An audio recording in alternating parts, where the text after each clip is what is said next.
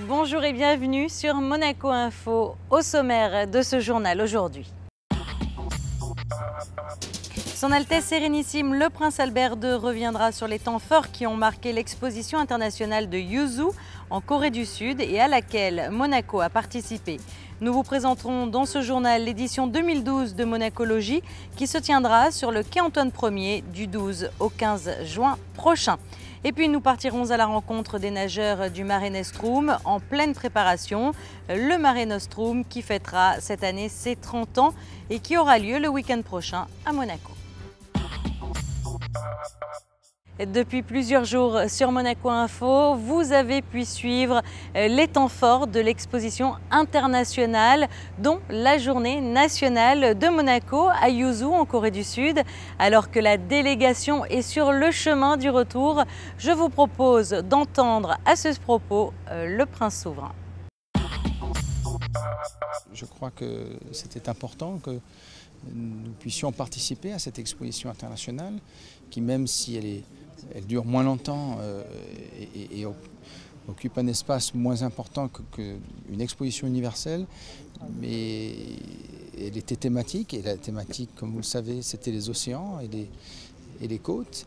Et je crois que c'est tout à fait en phase avec nos préoccupations actuelles, celles de la Fondation, celles du musée océanographique, enfin de différents instituts qui ont leur siège en principauté. Et je crois qu'on a pu montrer toute notre préoccupation historique et actuelle sur la Méditerranée, mais sur aussi les autres mers et les océans au monde. Cette exposition illustre très bien cela, illustre très bien ces préoccupations et je crois que les personnes qui vont visiter cette exposition auront plus d'informations et pourront mieux appréhender tous les problèmes qui touchent les mers et les océans. Jean Dujardin, actuellement en principauté. L'acteur tourne à Monaco un film d'espionnage d'Éric Rochant intitulé Mobius. Jean Dujardin interprète le rôle d'un espion chevronné. Sa partenaire n'est autre que la comédienne Cécile de France. Une grande partie de ce film a été tournée sur la Côte d'Azur et plusieurs scènes ont été jouées à l'hôtel Balmoral, transformé en banque pour le long métrage. Créé en janvier 2011, l'INSEE, l'Institut monégasque des statistiques et des études économiques, dispose désormais d'un site internet et d'un tout nouveau logo. Présentation avec Lionel Galfray, le directeur de l'INSEE. Après un peu plus d'un an de création de l'INSEE, le nouveau logo et le nouveau site concrétisent un peu les travaux qui ont été faits. Il était nécessaire pour l'INSEE de se doter d'un logo. Pour la raison suivante, il convenait d'être visible dans le cadre de l'attractivité et de nos travaux. Il était nécessaire d'être visible aussi bien à Monaco pour que les gens puissent identifier nos publications et nos enquêtes. Et deuxièmement, il était nécessaire d'être visible et identifié à l'international pour les gens qui ne sont pas francophones, par exemple. La deuxième concrétisation qui arrive aujourd'hui, c'est un site internet qui est lancé, donc sur lequel notre logo est disponible et visible. L'objectif du site internet, répondre à nos missions. La mission principale de l'INSEE, enfin une des missions de l'INSEE, c'est d'informer, parce que faire c'est bien, mais faire savoir ce qu'on fait et mettre à la disposition du public et du plus grand nombre le résultat des études, c'est une de nos missions. Et il présente aussi, bien évidemment, l'ensemble des études et des données qui sont fournies par l'INSEE. Alors on voit sur le site d'ailleurs, par exemple, que ces données sont enrichies. Et on trouve des choses que jusqu'à présent on ne trouvait pas, qui n'étaient pas accessibles, notamment sur la démographie. Mais on a bien d'autres statistiques sur l'emploi, sur l'économie, sur le produit intérieur brut, des observatoires très spécifiques sur l'industrie, par exemple, le commerce de détail, et un bulletin trimestriel de l'économie. Voilà, donc ça présente l'ensemble de la structure un peu statistique qui a été mise en place depuis 1 an et demi. Thalassa à Monaco, l'émission consacrée à la mer sera diffusée en direct vendredi de la Nouvelle Digue. L'animateur Georges Pernou recevra comme invité le monégasque Pierre Frolat. Le multiple recordman du monde nous parlera d'un documentaire qu'il a réalisé, Océanos, épisode 1. On l'écoute.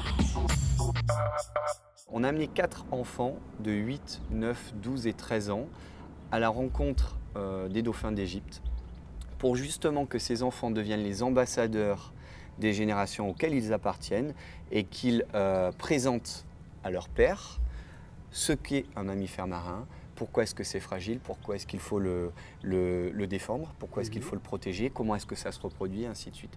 Et ça va donner, je pense, quelque chose de vraiment superbe. Et une suite déjà à ce documentaire, puisque tu vas partir pour les amener voir des baleines.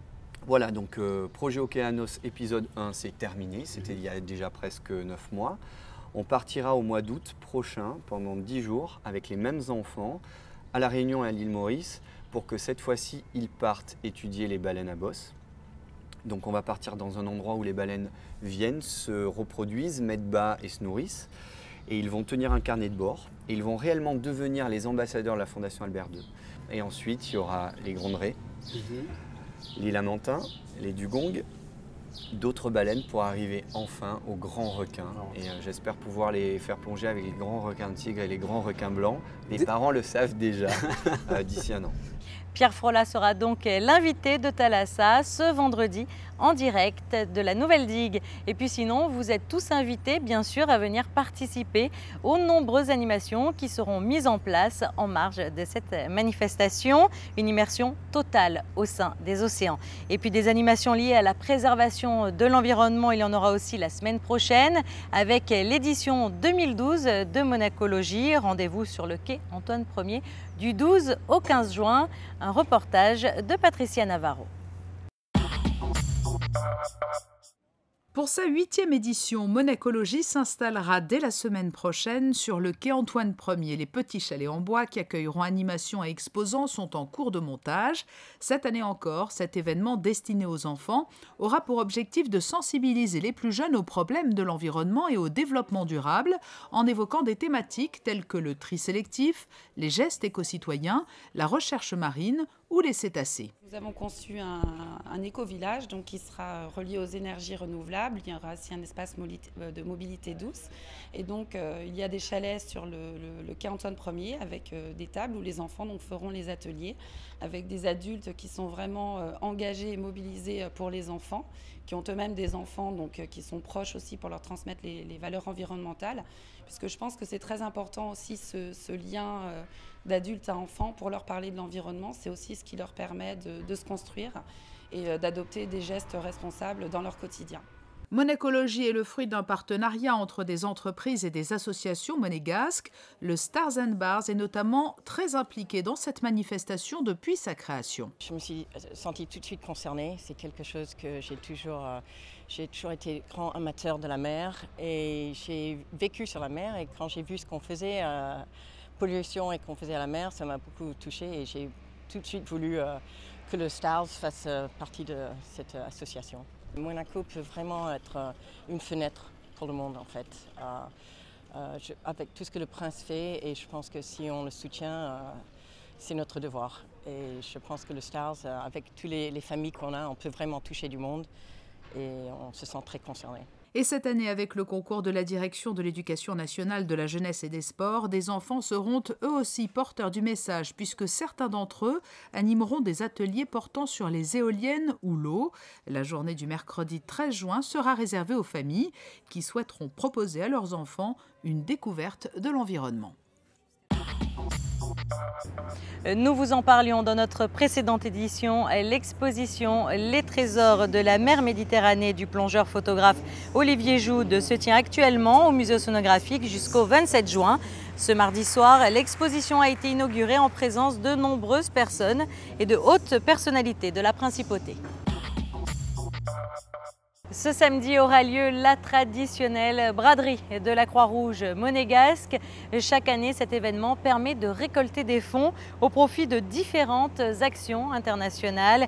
Et cette année, les fonds récoltés seront reversés en vue de la réhabilitation d'un dispensaire de la Croix-Rouge togolaise.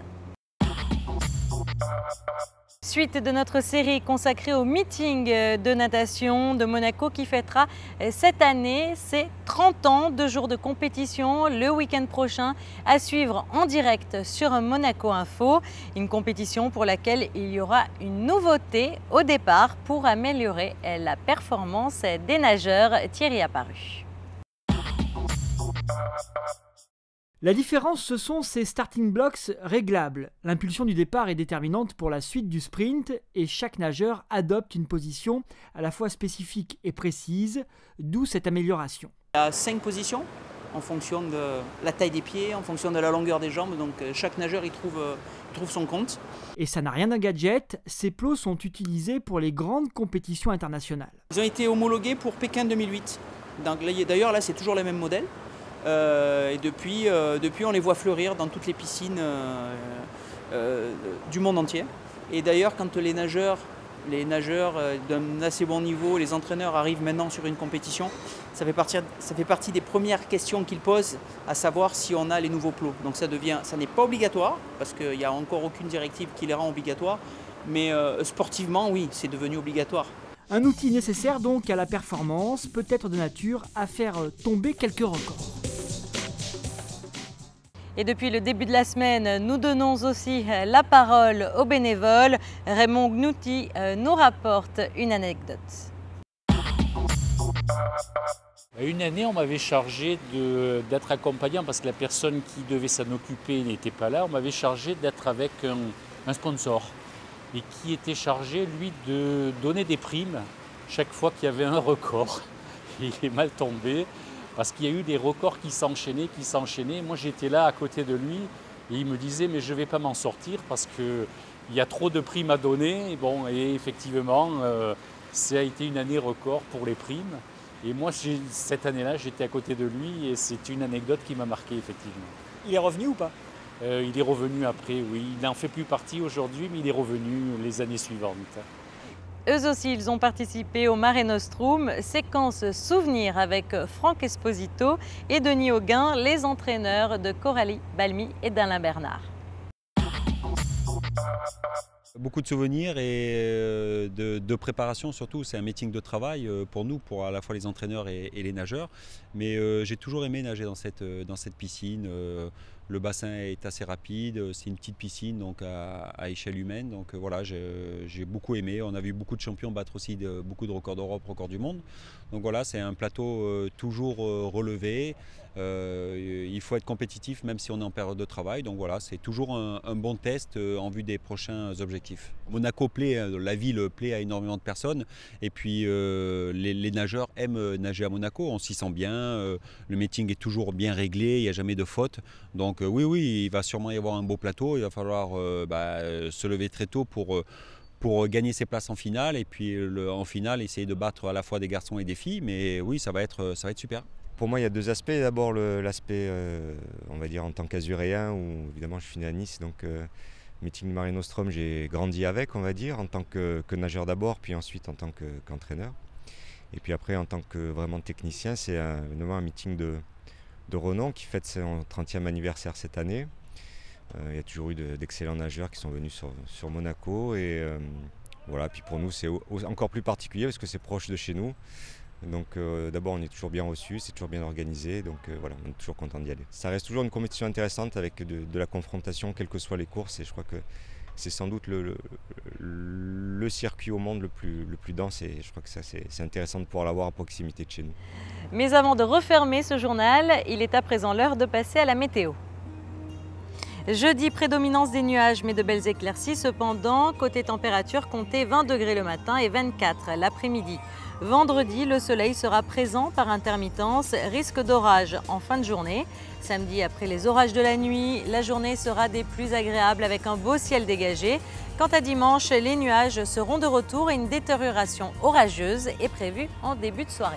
C'est la fin de ce journal. Merci pour votre fidélité et à l'approche du Mare Nostrum, je vous propose de retrouver tout de suite votre magazine Rencontre avec comme invitée cette fois Madame Yvette Lambin-Berty, la vice-présidente de la Fédération monégasque de natation et la secrétaire générale du comité olympique monégasque.